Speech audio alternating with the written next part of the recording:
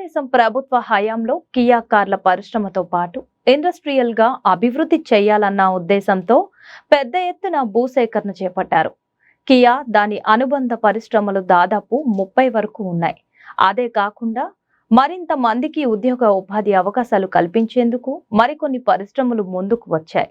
శ్రీ సత్యసాయి జిల్లా గోరంట్ల మండలం పాలసముద్రం వద్ద అంతర్జాతీయ గ్రోబ్ సంస్థ నూతన యంత్ర విడిభాగాల తయారీ సంస్థ ప్రారంభించింది. సోమవారం గ్రోబ్ గ్రూప్ సంస్థ యజమానులు క్రిస్టియన్ గ్రోబ్, జర్మన్ వాక్ Miller, Wolfram Weber, Christian Miller తదితర గ్రూప్ అధినేతలతో కలిసి ప్రారంభించారు. ప్రపంచ వ్యాప్తంగా గ్రోబ్ సంస్థకు Germany, Italy, Brazil, UK, China దేశాలలో సంస్థలు ఉన్నాయని, 6వ సంస్థగా ఇండియాలో ఇక్కడ ఏర్పాటు చేస్తున్నట్టు కంపెనీ అధికారులు తెలిపారు.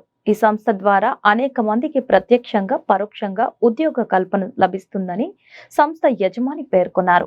సుమారు 176 కోట్ల రూపాయలతో సంస్థలు నెలకొల్పామని మరియు 500 కోట్ల రూపాయలతో సంస్థను మరింత అభివృద్ధి చేస్తామని నాయుడు తెలిపారు.